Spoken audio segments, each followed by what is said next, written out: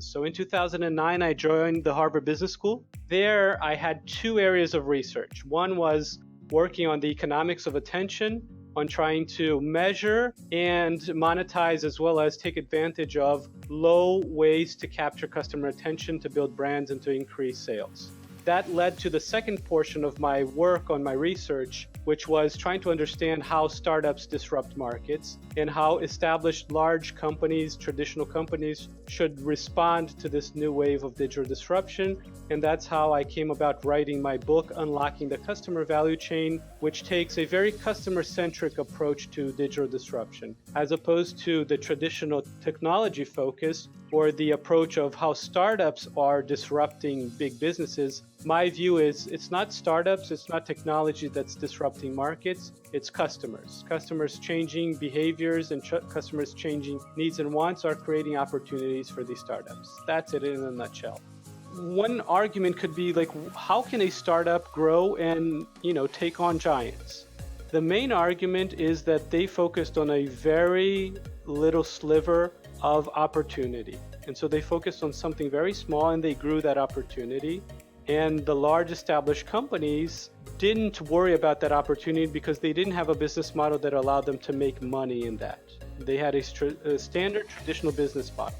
And that's how Airbnb grew. That's how other startups grew to provide better services than, for example, Yahoo. And when Yahoo and big companies are confronted with that, what they can do are just a handful of things. One is they can try to buy the startup.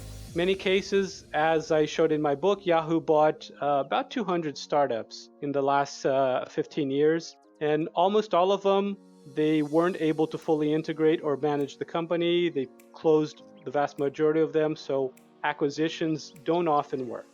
The second option is you can build your own competing service. And sometimes that does work, but many times it doesn't, right? Marriott, only recently Marriott has created a business around home sharing.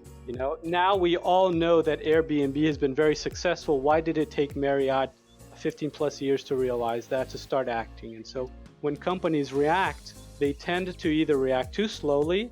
And the other point that I've noticed is they tend to react by doing what I call watered down versions of innovation. So instead of doing something better than the startup, because the new business model or the new product or service that they offer tends to be in conflict with their original business model, in order to appease all of the executives in the company, they kind of have to water down the innovation such that it doesn't attack them. So let me give you one example. When beauty startups came about with sample boxes, subscription boxes that had samples of beauty products that were sent to people's homes, women's homes mostly, and this Birchbox was one of the first one, Ipsy, the other one, then came 100 other ones. Sephora did respond and create its own Sephora Play, but initially it thought of the idea of, instead of sending the boxes to people's homes, to have people go to the store to pick up the boxes. Why? Because they didn't want to reduce the foot traffic to the Sephora stores, because that's where they made most of their money. So the subscription box was created to give more convenience to consumers so they didn't have to go to the store. But originally Sephora watered down that innovation by forcing customers to do what they did not want to do, which was go to the store to pick up the box. So that's an example of how companies water down the innovation because they have conflicting interests.